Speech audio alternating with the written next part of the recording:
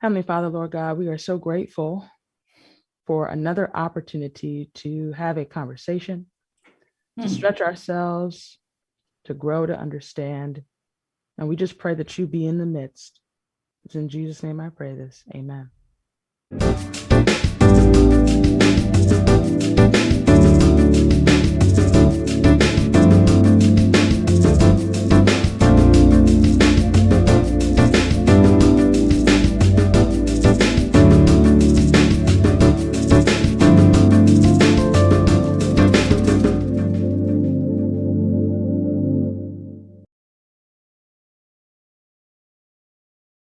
And good morning and welcome to another episode of What's the Message? I am your host, Claudia Allen, and I am joined by my co-host, the one and only Carmela Monk Crawford. How are you this morning, Carmela? Hey, Claudia, I'm good. I am good. The world is still spinning. We're still in it. I'm still Black. And what else? What else needs to be said? Yes, no, I love that. I love that. Yep. We're gonna get post about that comment, right? So right. No, I love that. Yo, I'm excited about today. You know, we started out this podcast with just you and I talking, and so we're going to go back to that today because I think this is a really important conversation. This week, we got the opportunity to see a number of instances where some people were making some blunders, Carmela. I mean, not only did we have Republican Tim Scott, who kind of had the audacity to get up and say that America is not a racist country, but then we had Vice President Kamala Harris come behind him and basically co-sign the statement. Now, when you saw that, you know, what were your initial feelings? What were your thoughts? Well, this is going to be something that I'm going to push back to you. I don't think these people think that those are blunders. Okay. I don't think, obviously, they don't think that way. And I guess, you know, that goes to the whole thing is that, you know, do you believe what you're saying, or is this political expediency, which I think is the latter, right? Okay. I think that it is hard to make the debate and to draw the lines of distinction that Vice President Harris did.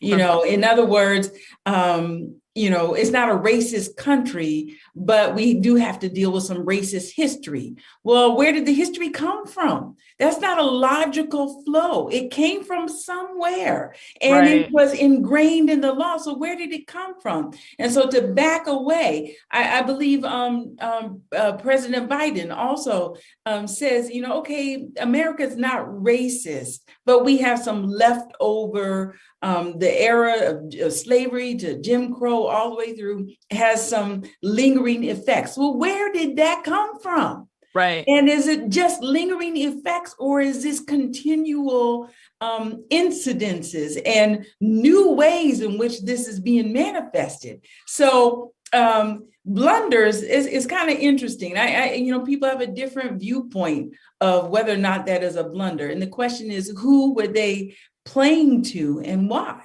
Yeah, I think that's a really great question. You know, we want to hear from you guys as Carmela and I have this conversation. Let us know in the comments. Do you think America is a racist country? Or, you know, do you think that there is just, what they say, Carmela, a racist history? I guess I'm similar to you. Mm-hmm. If you tell me that America has a racist history, I guess I feel like you're saying the same thing, but you don't want to like attach the possessive. Like they're trying to create this distance. Yeah. And so it's like, oh no, the country has a history of issues around race and people of color. Mm-hmm. But the country's not racist. This is like, you do know you're saying the exact same thing. Like, mm-hmm. I think that's the thing that like always bugs or bothers me, is that I feel like we should be able to call a thing, but mm-hmm. whenever it comes to conversations about race and racism, we can never call a thing. Like we have to come up with a whole bunch of dancing language. Yeah, well, and it's also because of those things. I have a good friend who's a journalist, and she was telling me for years, she said, the worst thing that you could say and call somebody today is the R word, the racist. That thing gets down deep. It is offensive. It recalls to mind the kind of person who would spit on someone and stick a dog on someone, or a fire hose, or put a cross in somebody's yard. And people don't want to be associated with that extreme, that viewpoint, that denigrates other people. Yet, as we know, there is a spectrum, and there is something that is outright, and then there's something that is underneath the surface that is just as insidious. And I think what we have to be able to do is to be able to not just call a thing, but let's talk about the effects. Let's talk about it in all of its forms, and be willing to admit this is the same thing. Right. And I think that that's really kind of what it boils down to. It seems like people don't actually know what it means to either be racist, nor do they really know what racism is. Right. So they're uncomfortable attaching the terms, whether it be to individuals or even the country at large. So this is kind of where then the education comes in, right? So where do we get the definitions? Where do we get the terms? Where do we get the language for race and racism, but critical race theory? Oh, yes. Yes. And it is appearing that people are unwilling to even accept that, because the notion of studying critical race theory, people are suggesting that that is in and of itself reinforcing racism. Right. Well, Claudia, let's just take a moment here. If we're going to talk about this, we're going to talk about it, friend. Okay. Well, first of all, I studied law. Yeah. You have been on the speaking circuit, as an expert in your own right on many of the issues of race, the intersection with religion and gender. And am I right? Absolutely. Right. Yeah. And studied it in my master's and doctoral program. Yep. Yes. And we have to reintroduce, Claudia's our girl, but she's not just our girl. Claudia is she's on. Okay. You don't know. You have to look her up again. Right. But I think the thing is, maybe we should start there. Let's talk about the definition, part of the reason why we're talking about this right now is because you have several states, half a dozen states in the United States of America, are trying to put together, the legislatures in those states are putting together proposals, bills that call for the banning of the teaching of critical race theory in the entire educational system. Right. Absolutely. Idaho being the first one. They say Tennessee may be coming this week, if not already. Texas and Oklahoma. I know Missouri is interested as well. Yeah. And I forgot the other one. So you have we know Georgia is down, or at least we know some people in Georgia are down. Oh, yeah. Well, are we surprised given the voting? Yeah. Okay. So we have a lot of people who believe that critical race theory is a threat enough to their local context and society to ban its teaching in the public schools. And I even saw somebody said, I don't think that we should compel any student to adopt the view found in critical race theory, in which, in my perspective, is like, when at any point is any student compelled to believe anything or adopt any view? Okay, so I believe this is all, people are setting up, and my hands are going to like a little steak here, setting it up. Good. Yeah. But let's start right there. What is critical race theory? Yeah. So the best way that I would describe it is a theoretical approach to understanding the intersections of race, but particularly within the law and within political legislation. So that critical race theory actually originated out of law studies, and it's typically taught in law schools. Hence why Carmela said earlier, hey, yeah, like I studied and took critical race theory when I was in law school. It has only, I'd say within the last 20, 25 years, it's now also progressed and is now taught in Black studies programs or in literature programs. So that for the reason I had to study it for the last 7 years was because basically within critical race theory, you get definitions for the social construction of race. You get a definition for what systemic racism is. And you don't get these kinds of terms or this explanation for how race and racism are moving in society at large, but more importantly, how they're moving systemically and legally throughout the country.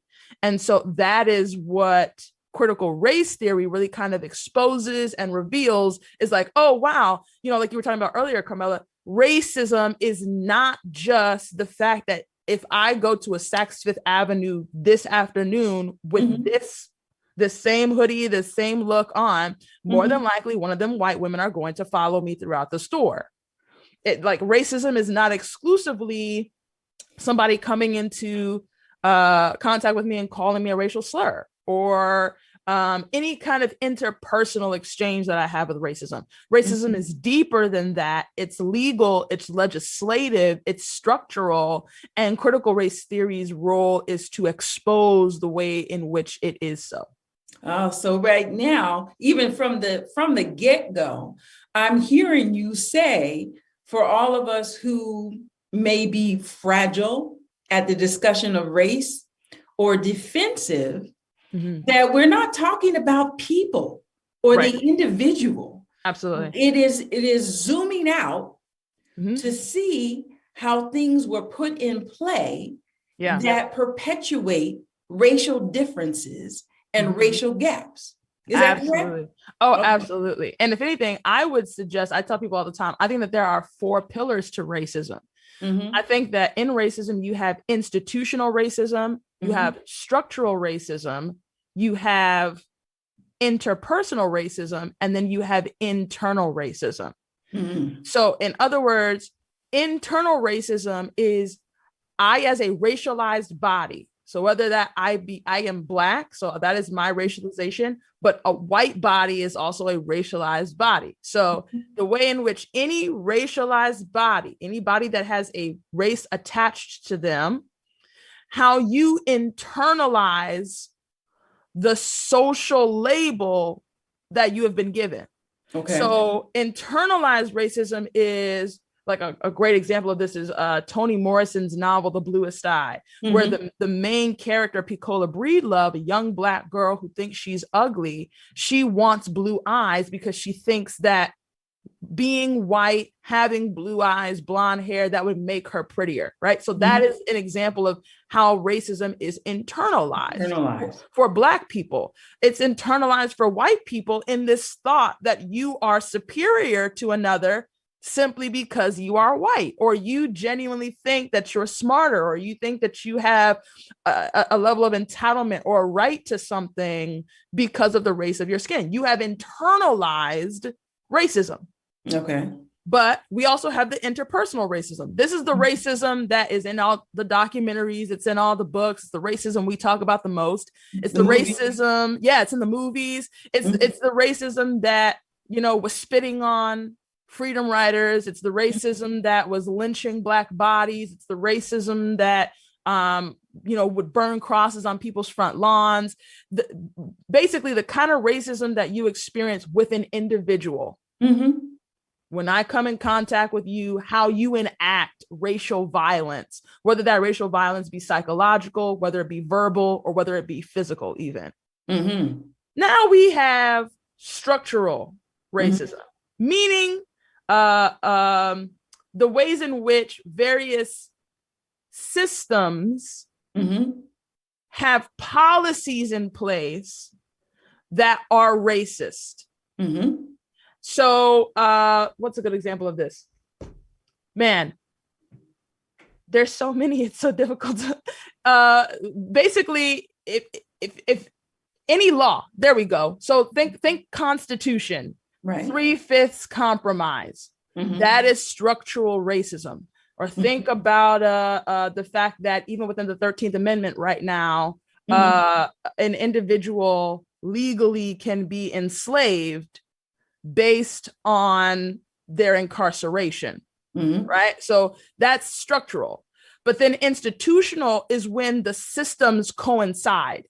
Okay. So I often say mass incarceration is a great example of institutional racism, because you have so many systems functioning together to preserve a racist structure that it's difficult to dismantle. So what do I mean? Well, within mass incarceration, you have racial profiling, you have racist policing systems, you have racist sentencing, like from judges, right. You have the 13th Amendment. You have the school to prison pipeline. You have the fact that within the education system, there are metal detectors and police officers at schools, but they don't have school counselors or school nurses or different things like this. And then you add poverty to the equation, or you add mental illness to the equation, and all of these things together create this monster, this institutional, structural, systemic monster that genuinely cannot be dismantled,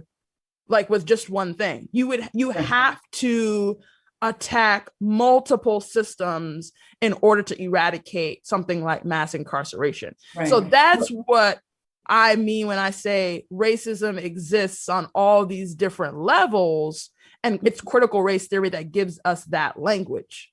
Interestingly, just to add to what you're saying, and I really can't add that much, Claudia, as you can see. Yes, well, anyway, so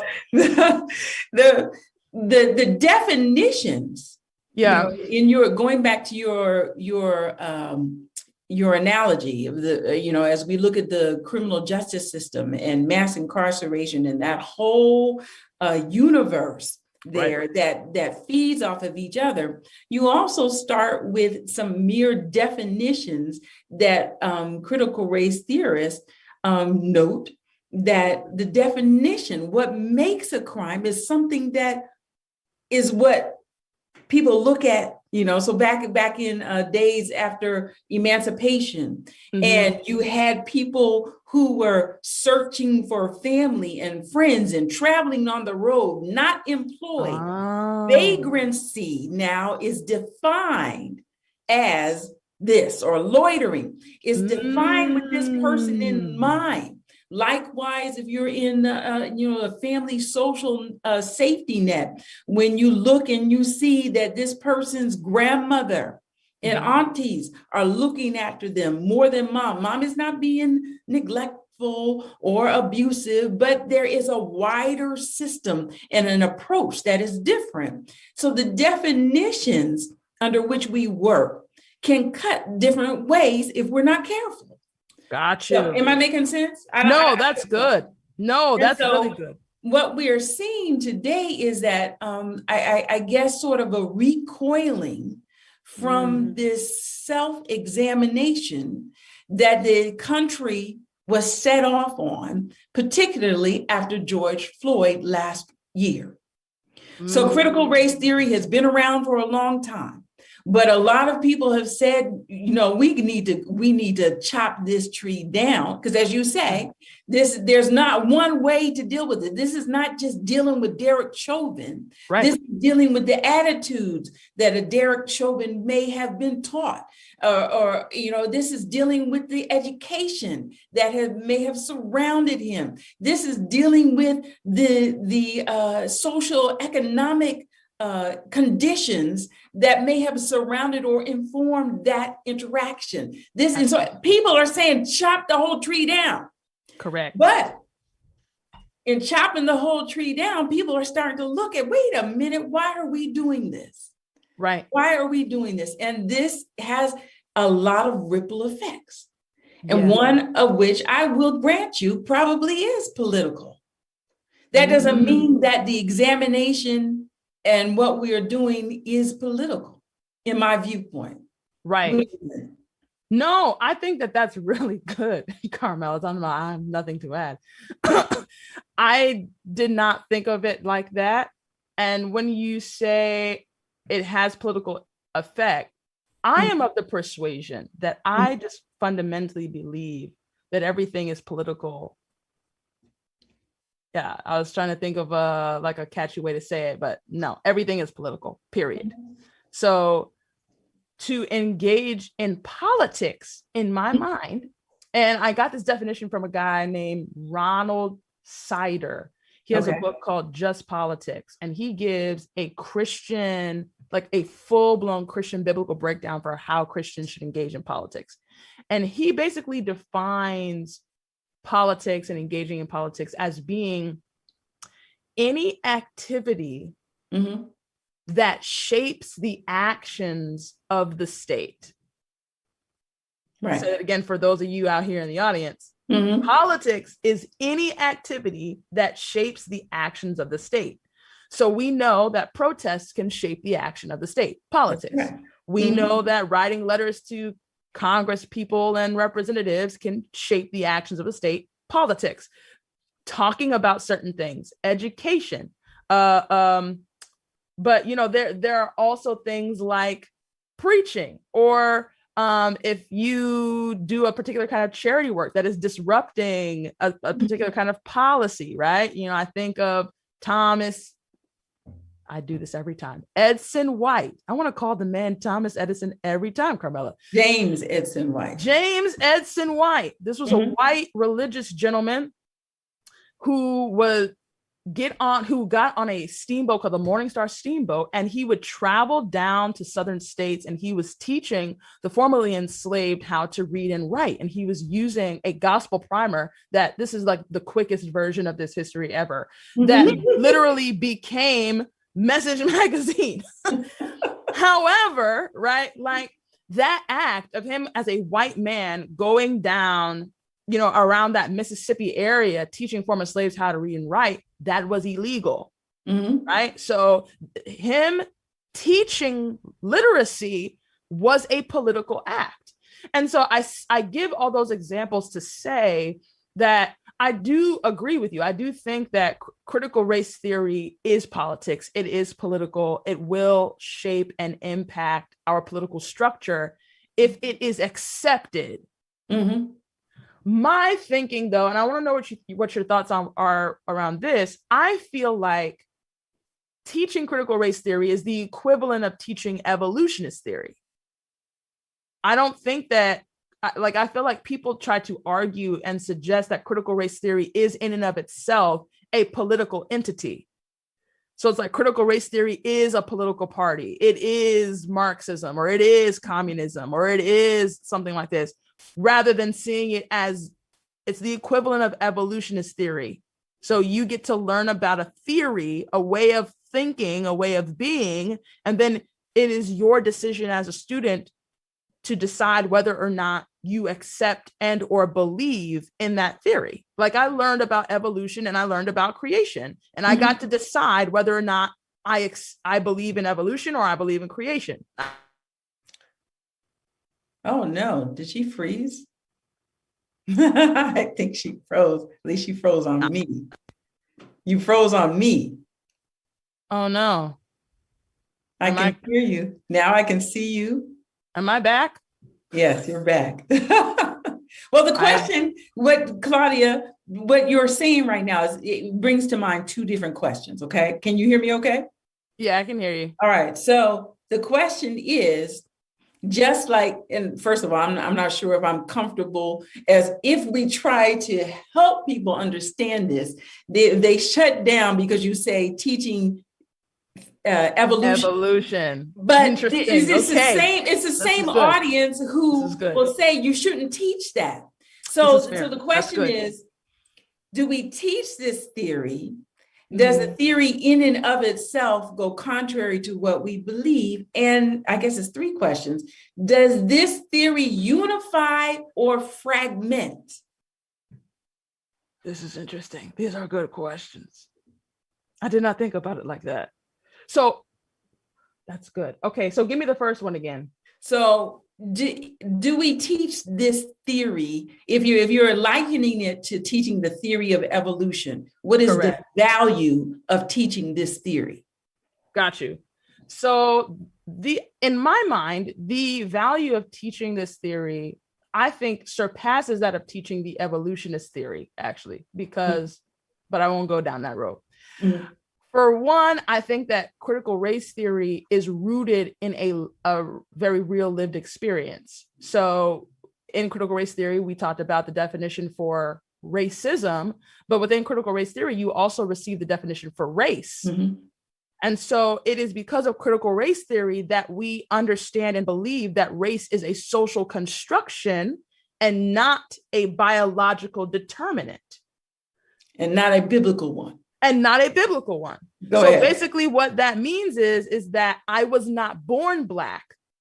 This is going to rub some people the wrong way. I say this all the time and it makes them feel away, Carmela. I was not born Black. Uh-huh. I was born a human. Yeah. And then society looked at my features and then determined that I belonged in the category that is Black. Okay.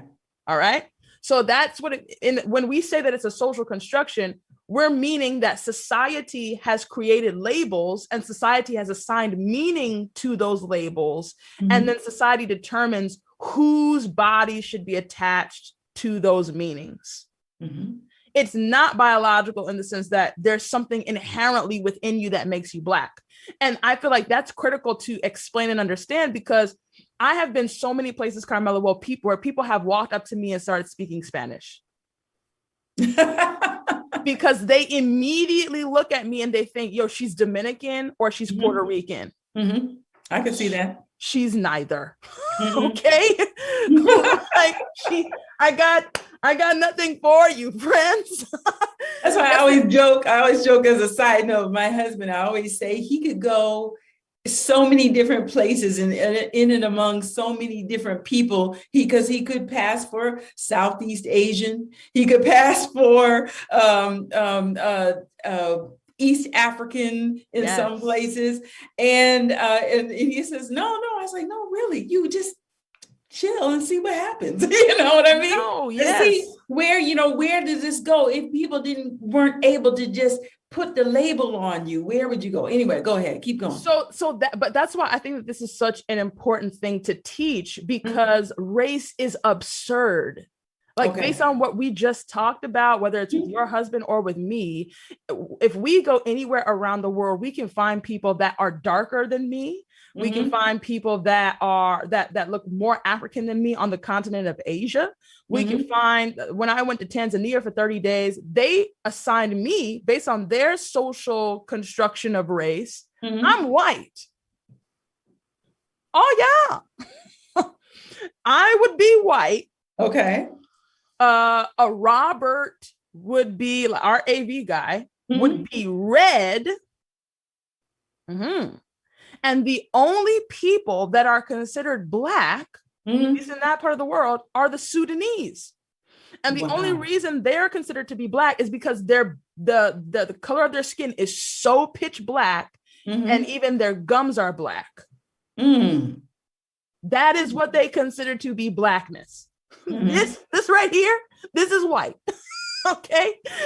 I said, y'all are disrespecting me. That's what you're not going to do is disrespect me. Yeah. Okay? What you're not going to do is take my Blackness away now. Come on. I'm trying to come home to the continent. Okay?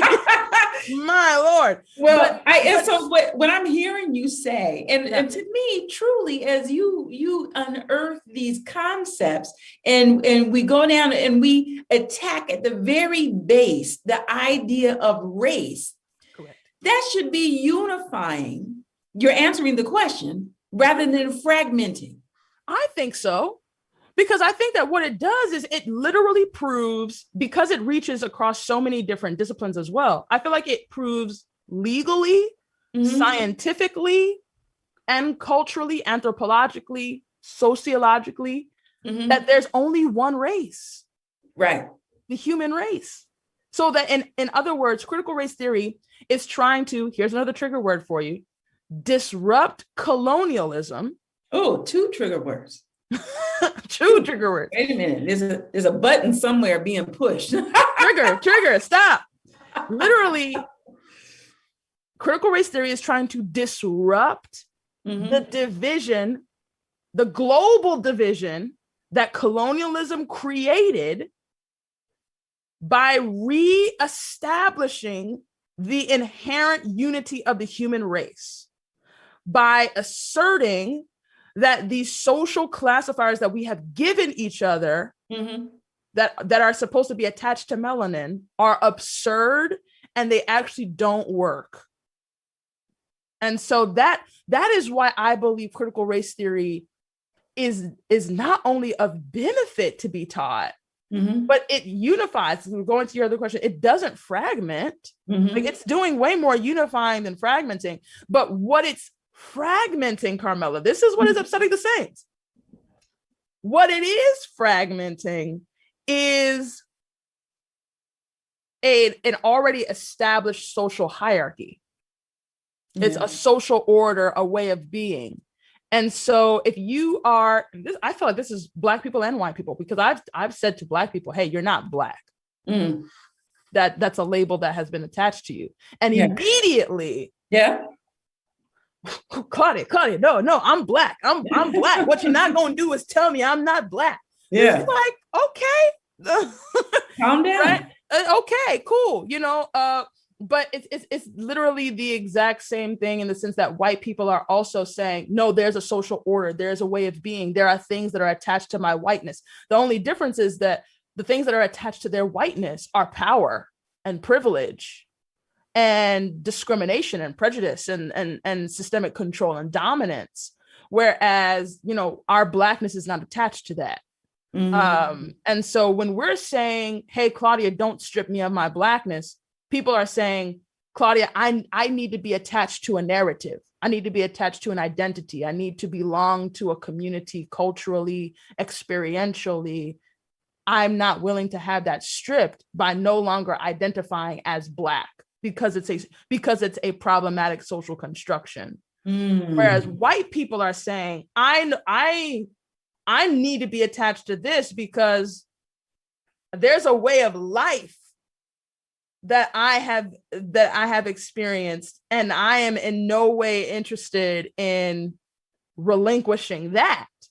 And so the question that I'm going to throw back to you now is, where does the church fit into all of this? Because this is all secular academics right now. This is all theory. And right now it's very fascinating to me because just God, we haven't brought God in at all yet. But all that aside, there are people who are unwilling to even think about that as a humanist theory.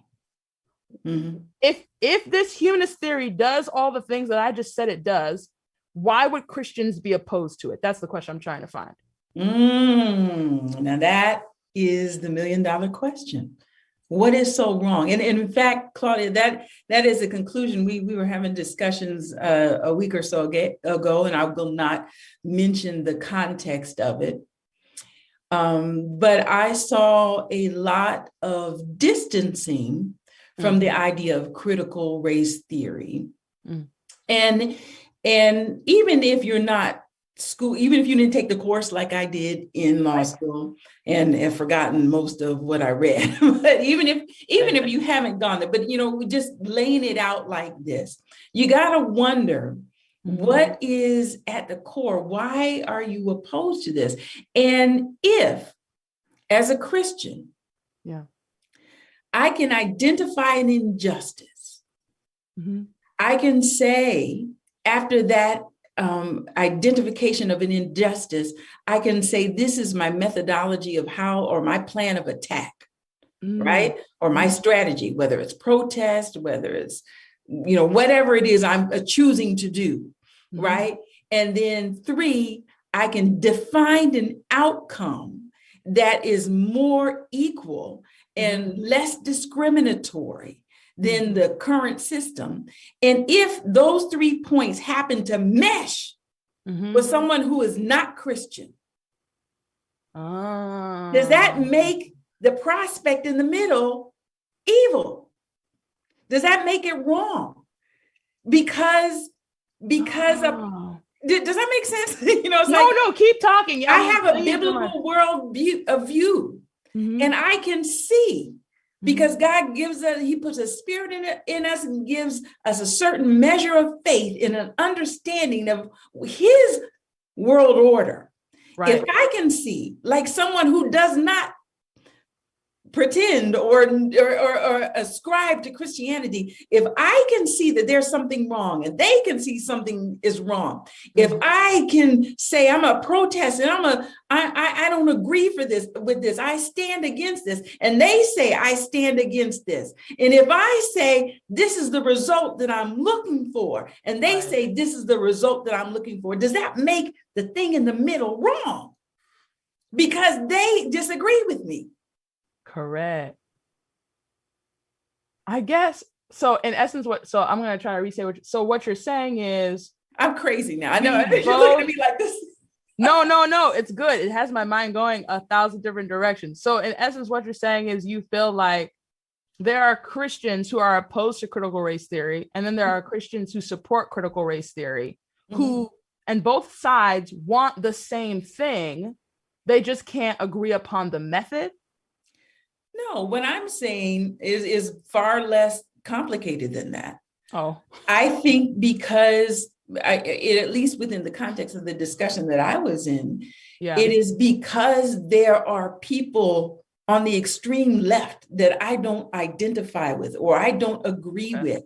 They like this. Yes. They believe in this critical race theory. Therefore, there must be something wrong with me if I'm involved with that. There's something wrong with my Christianity and my understanding if I'm going to associate with these people who can identify this or who have the same methodology or want the same result.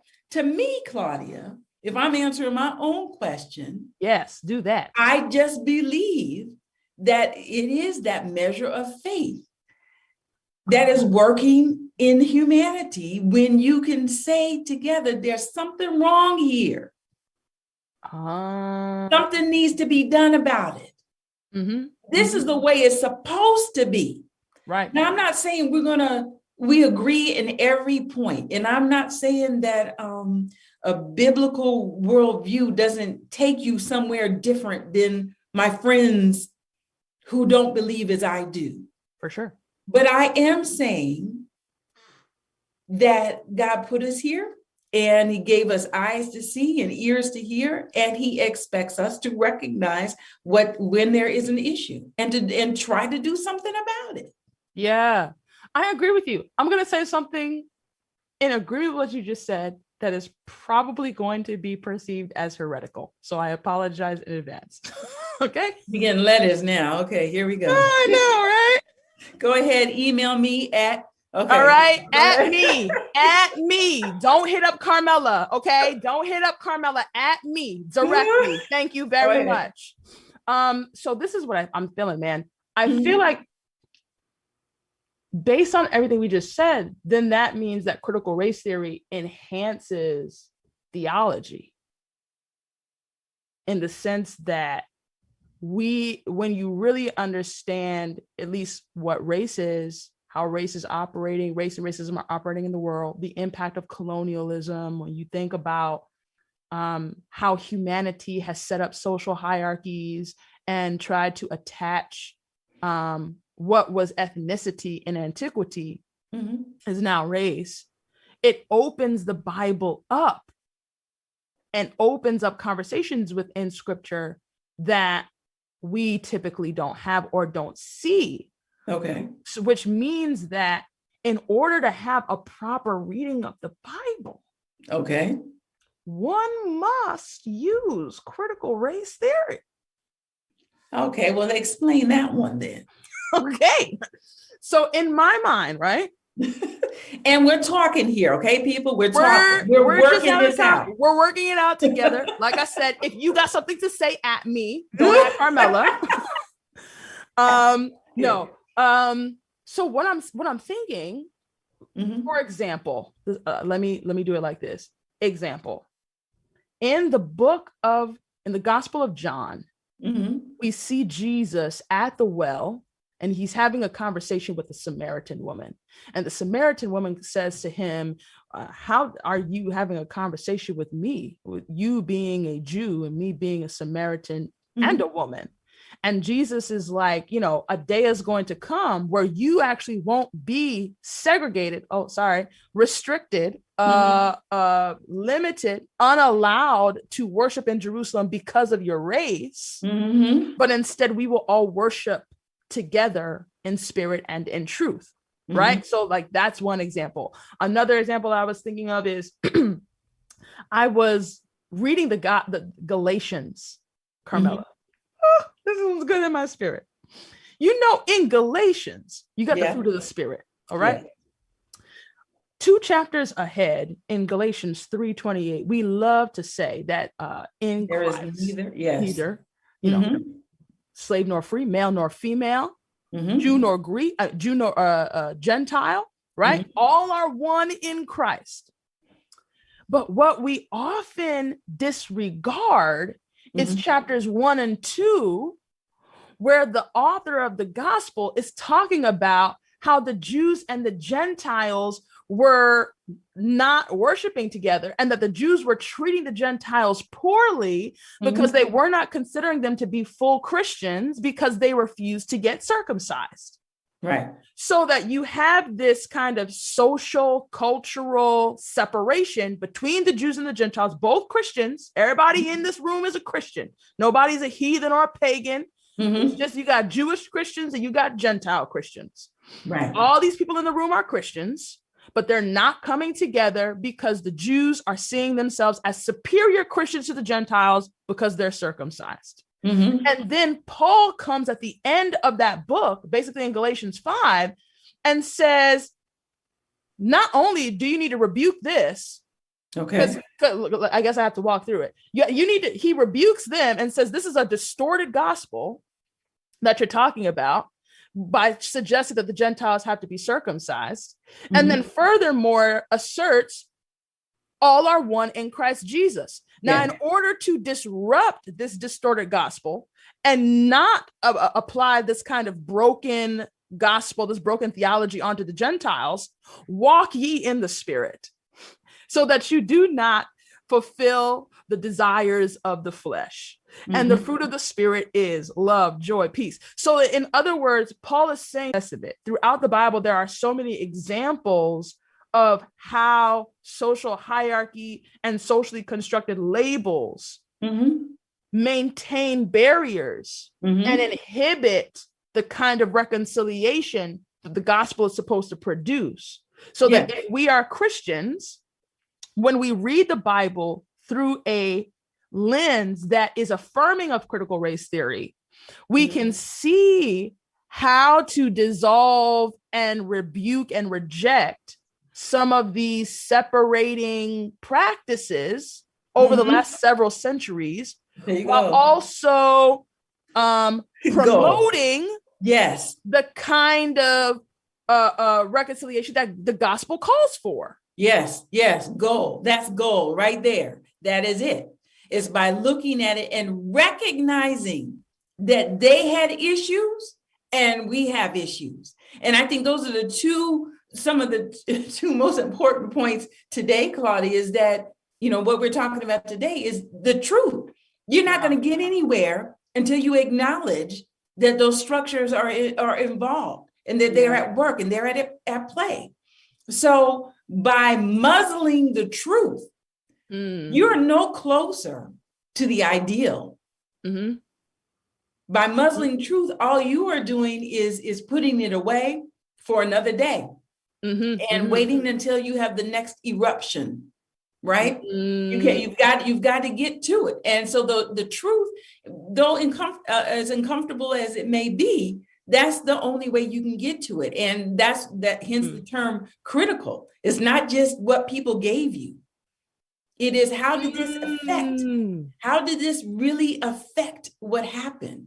How did this impact? Okay, so you said that this was not meant to discriminate, But how did it really work? Right? Yeah. You said that we're all created equal, and this is the promise here in this land. Okay, well, how is that really working? That's called a critical analysis. That is not a division. That is calling a critical analysis. And that's what we have to do. So one, we need the truth. And then what you said, though, there is no way that that tree is coming down without supernatural intervention. That's it. There's just no way. And I think that's what lacks in critical race theory. There you go. That is a shortcoming. That's a shortcoming. We can acknowledge, I can acknowledge that. That's a shortcoming of critical race theory. It is built upon the notion of human works. That we can eradicate this whole thing by ourselves if we know better and we do better.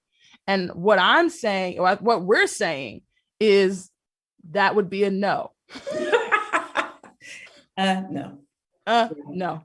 The kind in order to dismantle not just the racism that still exists, that Representative Tim Scott and Vice President Kamala Harris do not want to receive. Not only do we have to dismantle the racism that currently exists, but in order to heal the wounds from racism's residue, that requires divine intervention. Yeah. There is little that we can do about that. And I think that it's in the marrying of the two. It's not in a rejection of one. So that on either side, any critical race theorist that would say to me, well, Claudia, there is no place for theology. There's no place for religion. There's no place for spirituality. I would rebuke them and say, no. And anyone that's on this side that says, hey, Claudia, there's no place for critical race theory, it's only Jesus, I have to rebuke you. I really do think that it's a marrying of the two. Well, and, I think I can go with you there in the sense that if you were giving me a rubric from which to look at different things, that's what I'm using it. Just like, no, I'm not going to make that analogy, but it is a rubric from which to evaluate what is happening in society. And, some years ago, we did an interview with a man named Daryl Wing Sue. I believe that's his name. Do you know him? He's written a book called Race Talk, I believe. So, anyway, he's a very interesting man. And he grew up in California, and he's Asian. And he talks about the racist ideas that surrounded him as a child and what he's gone through. And one thing that he is key for saying was that you have to take the situation from the perspective of the people that it affects adversely. That's where you start your analysis, right? That's where you start your analysis about whether or not this is racist. You don't ask the person who said the racial epithet whether or not they think or what they did was racist. You ask the person who heard it and had to absorb it. You ask them how it goes. That, to me, this is the approach. The approach has to take a critical look at what is happening and who it's happening to and what is happening, and taking away the narrative that says you got there because of something that you did. No, talk to the person. Find out what happened. Find out all the opportunities that they did take advantage of. Find out the education and all the times that you walked into the interview, or they walked into, I'm starting to personalize it, but they walked into the interview with the credentials, but were turned away, or went for the home loan, but were turned away, or showed up in court and didn't have the representation and didn't get the intervention in lieu of conviction as somebody else did. Let's talk about the people talk to the people that it affects adversely. But you know who else would have done it that way? And this is what Mark Lamont Hill referenced when he talked about Derek Bell and the faces at the bottom of the well. I'm wondering, look at me, I sound like Shuki. I'm wondering, who did Jesus say we need to talk to first? Who are we looking at first? Let's complete our analysis as we see the people who are hungry, don't have clothes, are in prison, are sick. Yeah. Let's, when you analyze what you're doing, let's talk to the of these. Then we can talk about how effective we are. Then we can see how far we've come. But until then, you got a problem on your hands. Wow. No, that's good. That's good, Carmela. Man, listen, this has been a great conversation. I know this is a touchy topic, and we had, a lot of people on, a lot of people in the comments with a variety of perspectives on both sides. And I think that this was clearly a hot button issue that, we needed to add some voice to. So I'm grateful that we could have this conversation today. Any updates? Any updates for the people about what we're doing? Issue coming out this? Well, we definitely are going to need to continue to talk about this, because this is going to be a continuing thing. Oh man, our July-August issue is our destiny issue. And we're putting together an interesting package. And I think that you'll want to pull that up. We have a particular interest, much like what we've talked about today, about what is life after incarceration and reentry, and how that there are similarities as you try to rebuild your life after failure, after divorce, after job loss.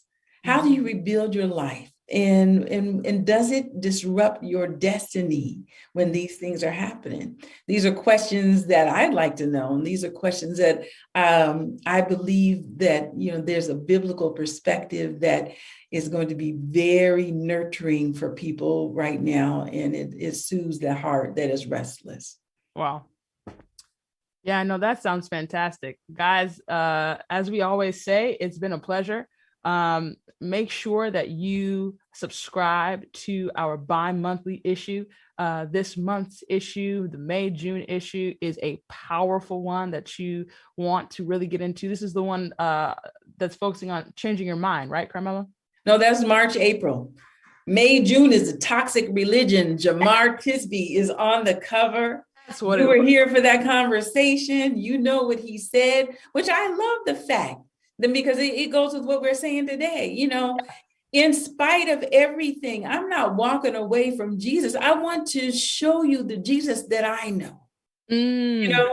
I want to push back on the narrative. And so, yeah, Jamar Tisby is on the cover, the New York Times bestselling author of The Color of Compromise. Was that it? Yeah. The Color of Compromise and How to Be, not How to Be.